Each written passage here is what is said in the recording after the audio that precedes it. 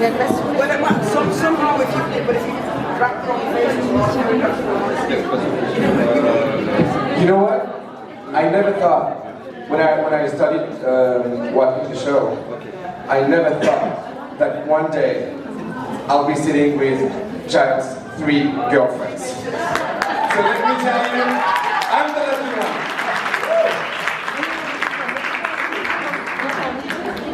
Alors par contre, je vous demanderai pendant les panels de faire un maximum de silence, s'il vous plaît. During the panel, I'm asking you to remain silent, please.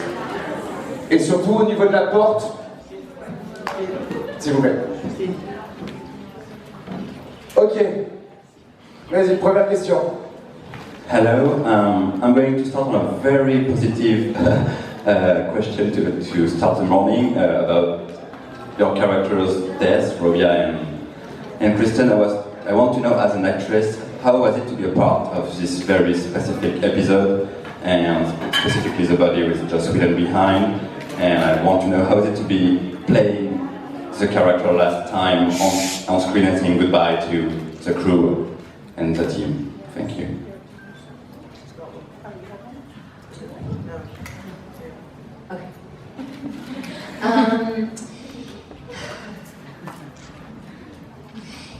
It was really hard. And it went beyond just sort of the strangeness of playing yourself dead, but it was sort of the end of my era, the end of my connection with this family, and so it was really sad. And I think it was sad for everybody. There was just this sort of feeling on the set of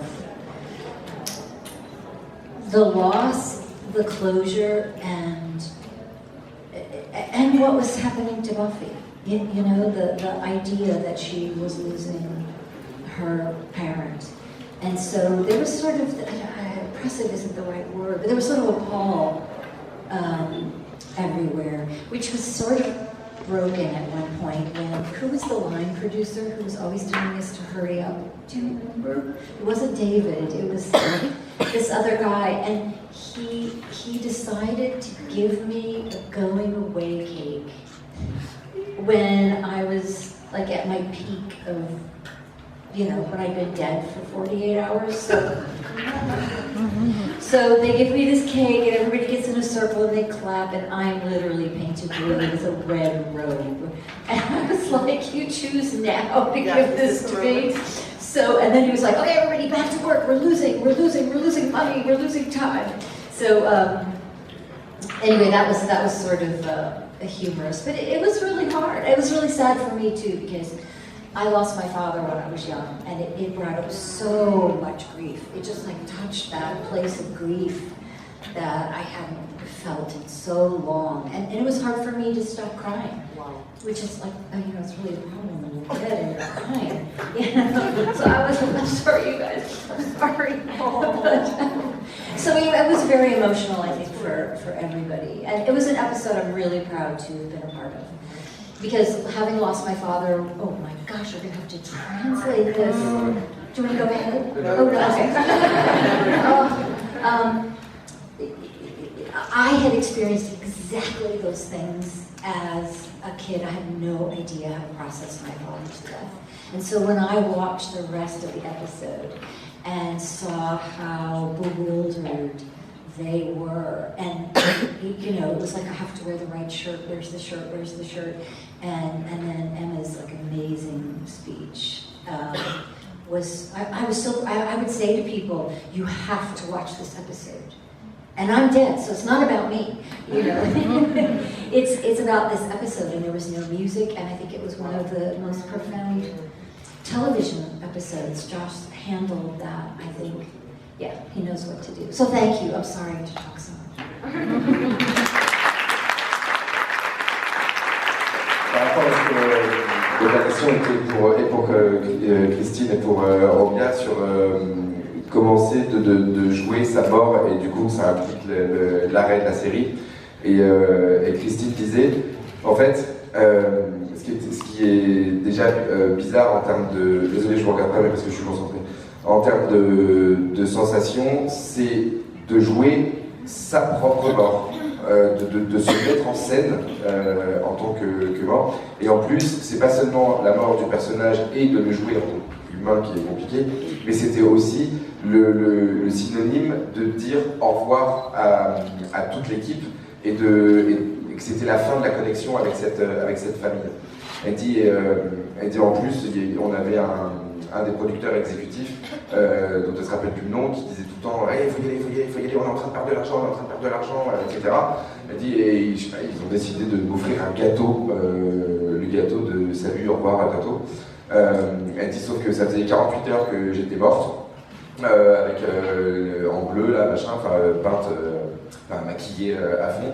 Ils ont choisi ce moment-là pour m'offrir le gâteau, pour me dire au revoir, tout en me disant après, allez, il faut speeder, il faut y aller. Elle dit, et en fait, quand elle était plus jeune, elle a perdu son père, et elle dit, et du coup, quand on voit tout ce que ça a provoqué chez Buffy et aussi chez ses amis, c'était difficile de se rendre compte que pour elle, Christine, ça l'a amenée à se rendre compte qu'elle n'avait pas fait le processus de guérison quant au décès de son père. Et du coup, ça a fait remonter tout ça pendant qu'elle tournait la scène. Donc il y avait des moments où elle pleurait, parce qu'elle disait pleurer quand tu es censée être morte, c'est compliqué. Elle dit donc j'étais là en train de m'essuyer les yeux en disant désolé. Et elle dit, et en regardant la suite de l'épisode, elle dit mais c'est impressionnant quand on voit le moment où elle fait non, pas ce pull, que rien ne lui va, ou le discours d'Anya. Elle dit, et Emma d'ailleurs a été fantastique sur ce moment-là. Elle dit, et je conseille, ça m'est arrivé plusieurs fois de conseiller aux gens de regarder cet épisode pour comprendre l'effet que ça peut avoir quand on perd quelqu'un de manière aussi brutale et tout le processus qu'il faut enclencher pour entamer la guérison.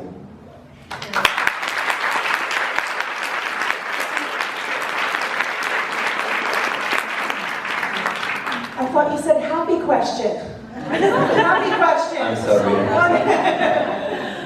I told you that we're here yesterday, but for those that were not here, I did share that I was just having a very casual conversation with Joss about where the show was going, and he said, oh, you know, this is going to happen with Buffy, this is going to happen with Angel, you're going to die, this is going to happen. So it was just a complete quelle surprise. You know? So I didn't see it coming, and then I got the script, and when I read the script, you know, I couldn't quite feel the impact in the script. But like you said, the way Passion, that episode, I think is one of the most exquisite episodes because it was after my death. The way it was filmed, it was the reactions of the girls, the way the camera moved through the window and caught them in a private moment inside. It was just so emotional, so beautiful. It was a little different for me than I think for Christine because even though I felt very much a part of the show, you know, I wasn't there every day like the Dane family. I was a little bit more sporadic. But it is hard to leave. And I remember I was you know, when you found me dead in bed, and Giles came upstairs and saw me, and I was just laying up there for a long time, and the same thing, I came downstairs, and there was my cake. And it said, rest in peace, Jenny Calendar. And so it was just surreal. It all felt very, like the episode, like the reactions of the girls. It just feels like, is this happening? It's so surreal. But I do appreciate that I feel that the death of Jenny Calendar was a pivotal time in the show. It was such a deep emotion, it was so unexpected that I think it put, for all of us, the audience, it put everyone on edge. You know, who knows what can happen in this show? So I think it really set the tone for where the show was going to progress. So for that, I did appreciate it.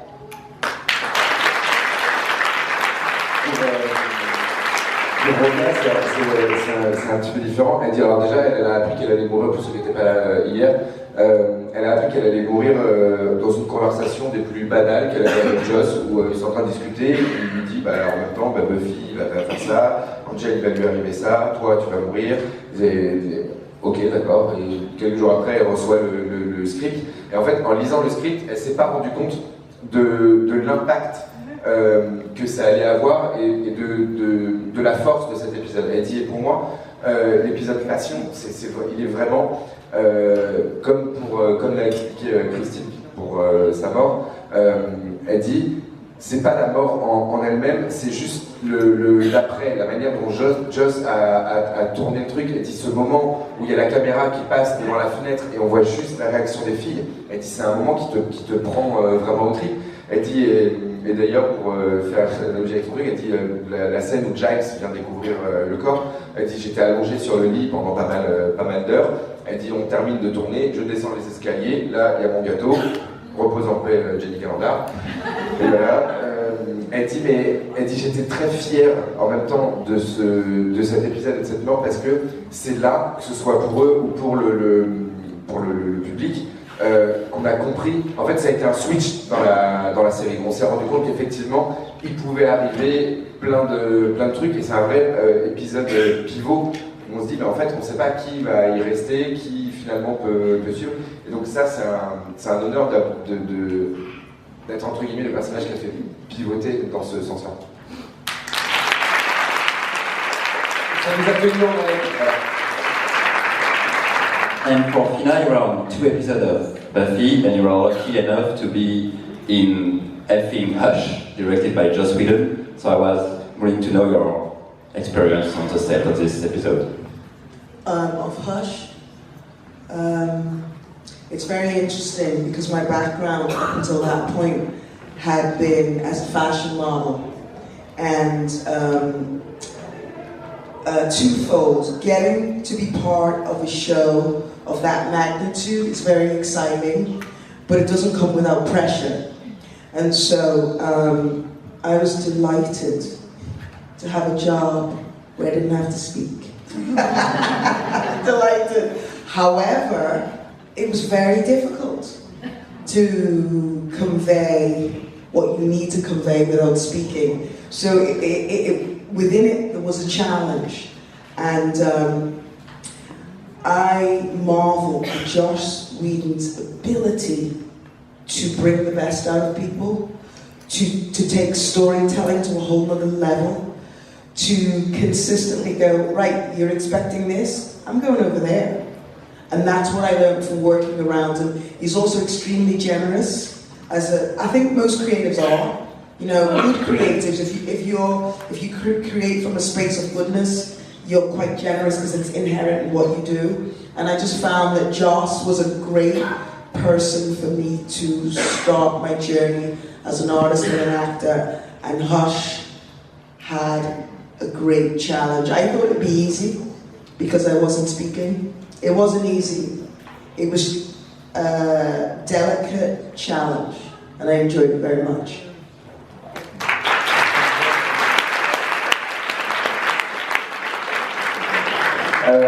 Pour Fina, le fait que, ok, elle est que dans 2 ou 3 épisodes, mais elle est quand même dans l'épisode Hush, qui a plus que marqué tout le monde. Et comment c'était de faire partie de ça.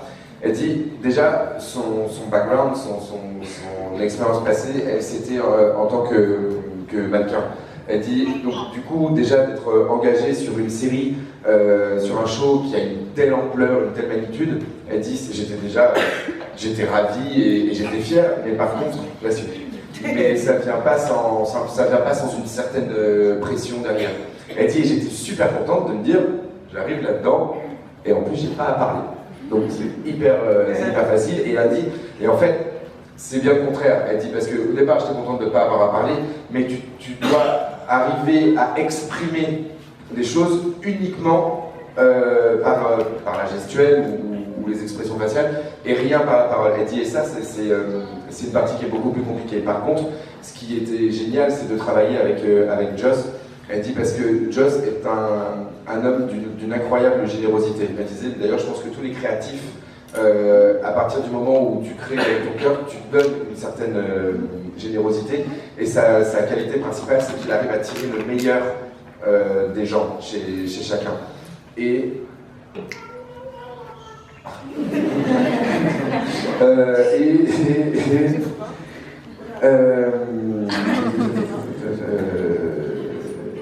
ah oui, et elle dit, et ce qui est ouf, c'est qu'avec Joss, pareil, une autre de ses qualités impressionnantes, c'est qu'il a une capacité à pouvoir raconter des histoires où à chaque fois, tout le monde se dit, bon, ok, on va par là, et lui, au dernier moment, il va faire, alors, on va par là, là où tu t'y attendais pas. Donc c'était une vraie belle expérience.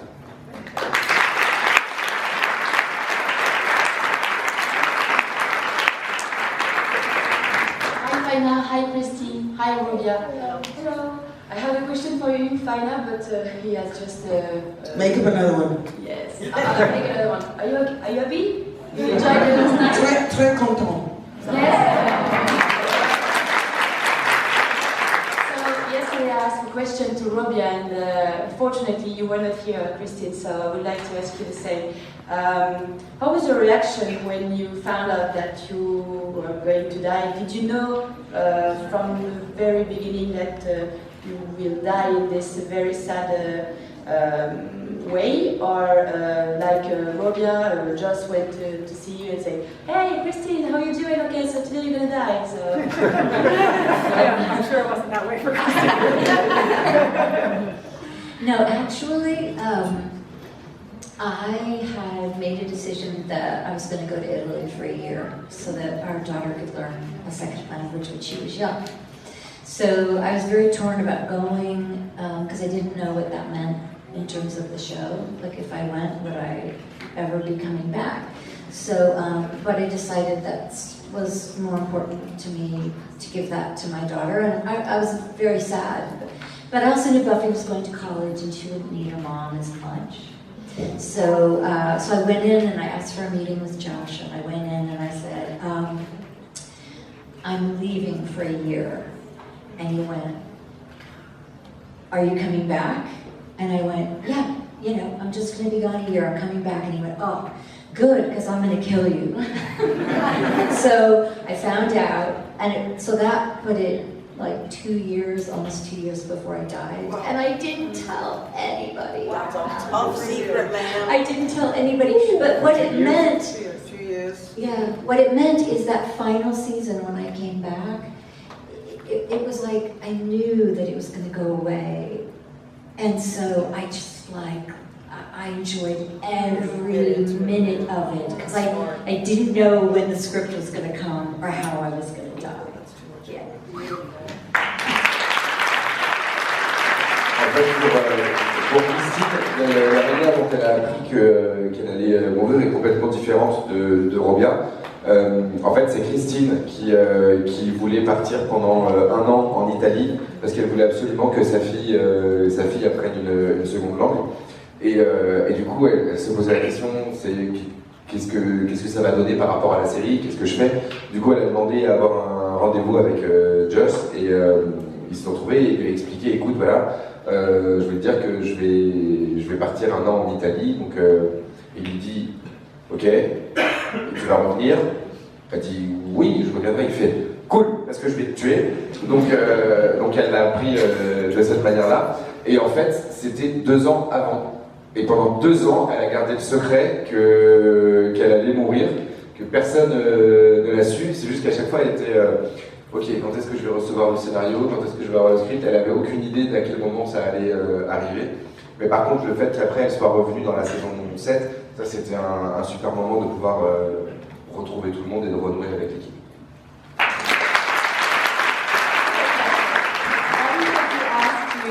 If you were coming back, and then just to decide that he was going to kill you. It sounded Oh, like he you knew know in a what? second. He knew from the beginning. He did. That was part of his arc of the story that he was telling. So knowing that was just the timing? Knowing that Yeah. he really, okay, that's really good. Yeah. You have to share that. That's good stuff right there. En fait, il disait, mais c'est parce que tu lui as dit et que tu allais partir et revenir qu'il a décidé de te tuer ou pas? Elle dit, ah non, non, depuis le début, il savait que... Depuis le début, il avait pris la décision que Buffy, que la mère de Buffy allait mourir et que ça faisait partie du chemin que Buffy avait. Donc vraiment, depuis le début, c'était sûr.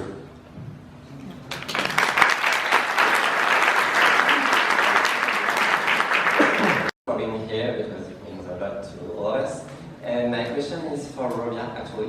I wanted to know, because you came back in season 3 in a very special episode, Amens, and I wanted to know how did that happen and what did you feel being back as the first? Okay. That's not my most favorite topic, but so let me share that. That was one of those weird situations from the actor perspective, that you sort of have to be in the industry to fully understand how it all unfolds. But long story short, I'd left the show. I loved how my character had left the show. I thought that was a beautiful way to go. As you know from yesterday, I shared my life took a very big turn into faith and doing faith, that kind of work.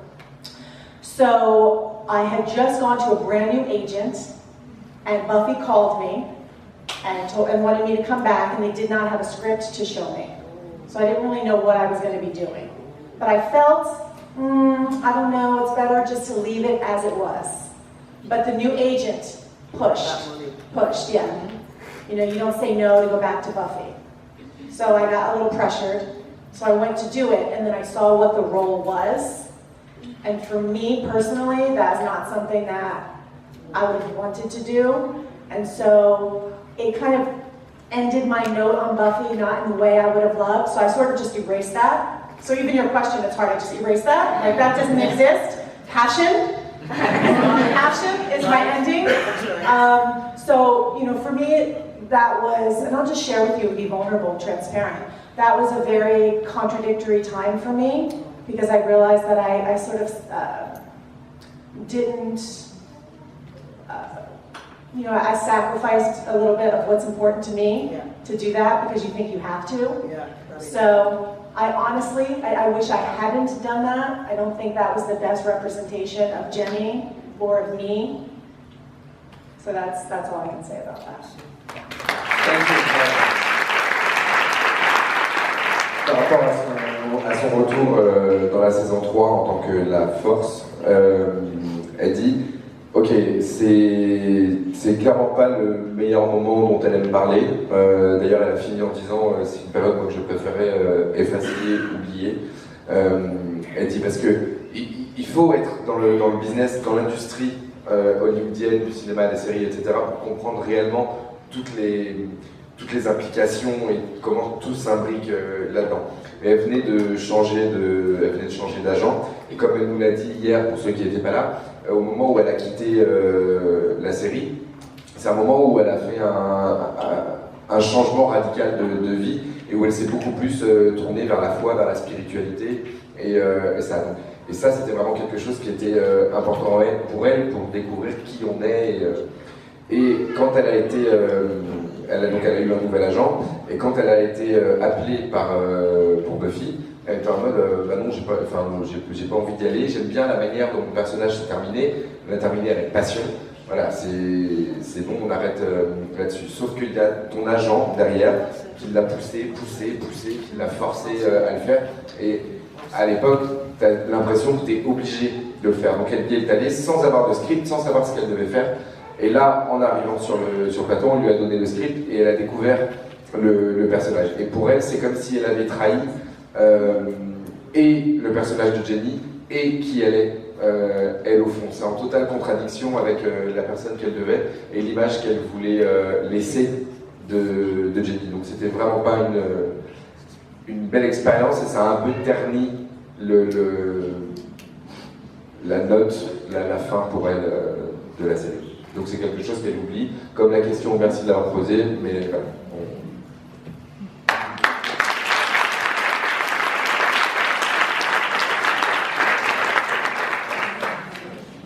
Hello, beautiful ladies. I am very happy today. I have a question for Christine in French, sorry. Dans la série, tu as un lien très fort avec Buffy en tant que mère et fille. Et du coup, est-ce que vous avez dû vous lier d'affinité même en dehors de la série? Et est-ce qu'aujourd'hui vous avez gardé contact? Est-ce que vous avez encore des liens aujourd'hui suite à ce lien très fort dans la série avec Sarah? So, this one is for you, Christine. In the show, as Buffy's mom, we can see during the 5 seasons that you have really strong bond with Buffy. And she wanted to know, in real life, if you had that kind of bond with Sarah, and if you had a special bond, with Sarah, and are you still in touch? Yes, I live in, well, now I live in Italy, but I lived in New York for many years, so we have stayed in touch a bit, but not, not like super, but it was a very special relationship, and I felt right from the beginning that she was my daughter. It was just a really good fit.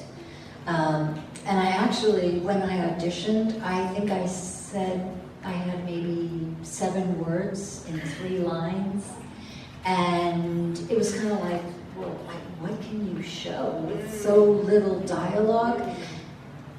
And to be honest, I saw the light bulb go off, and I left, and I thought, I don't know how, but that felt right. And so I got the part. It was just like, it wasn't what I did. It was who I felt like.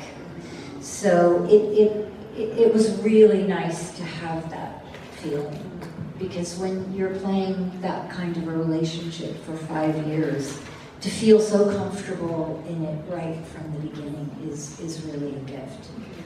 When you really feel that connection. Thank you. Great question.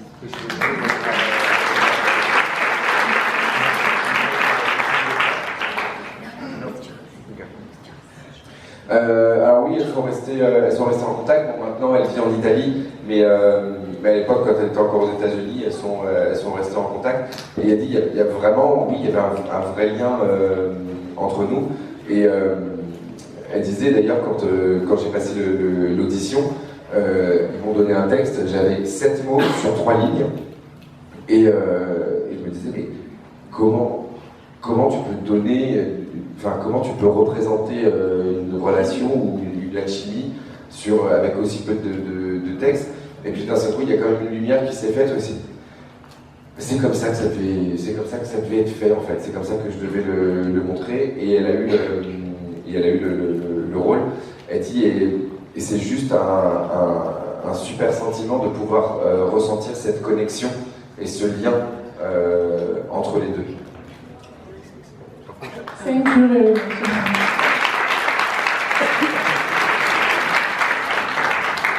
Christine, what you just said about there being maybe 7 words of dialogue, that was your introduction into that world.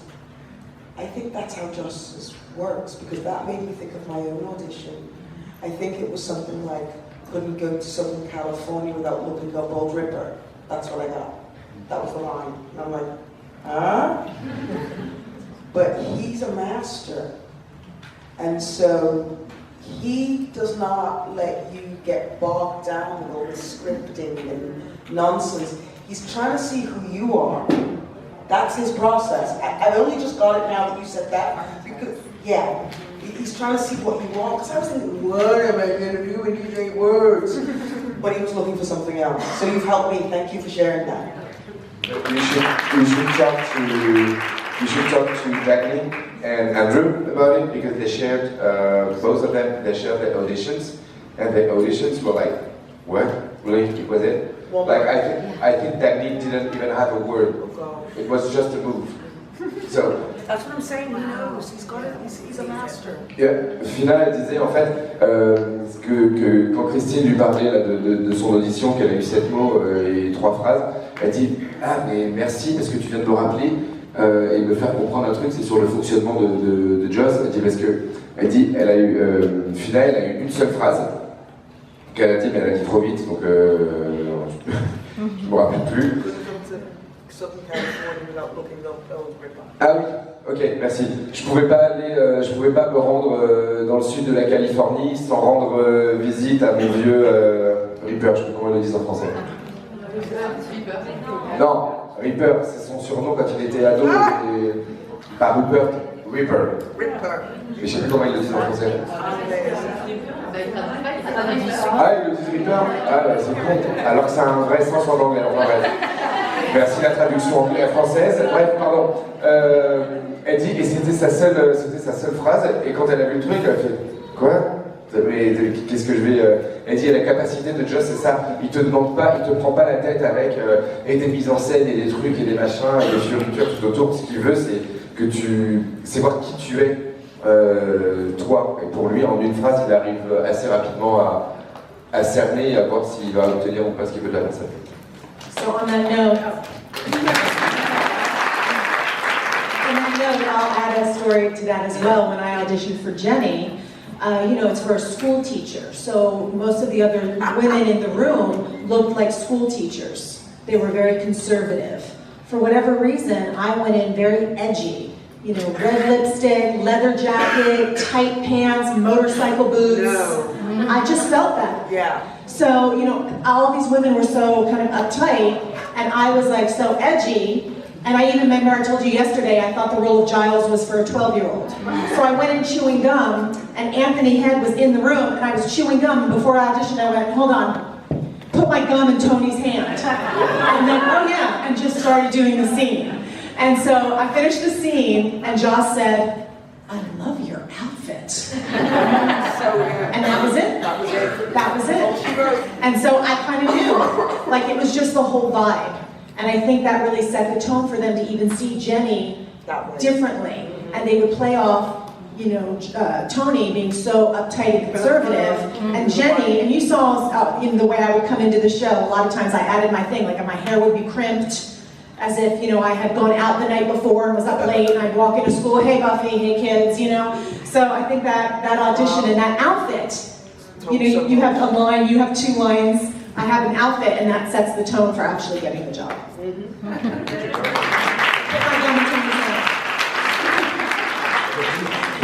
He just sat here like this.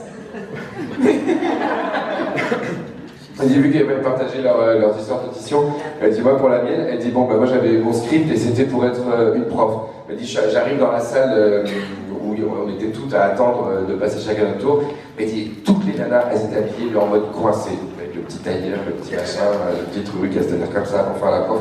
Et elle est arrivée avec genre blouson en cuir, pantalon archi blanc, des bottes de motard, etc. Avec son chewing-gum dans la bouche. Elle dit, je sais pas, je le sentais comme ça. Elle dit, j'étais la seule à être habillée en mode vraiment, pas à l'arrache, mais limite punk, tu vois.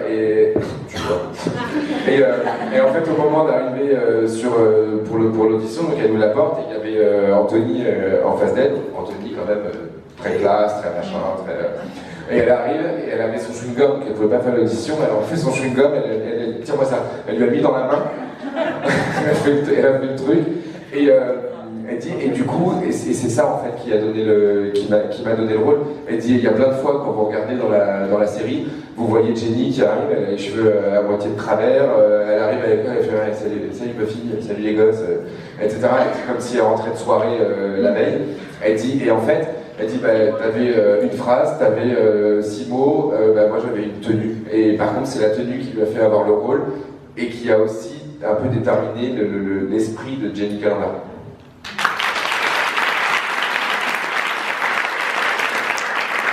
Et du coup, c'était la dernière question.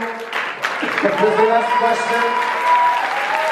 Je demande de faire un tonnerre d'applaudissements à Tina, Christine et Robia, s'il vous plaît.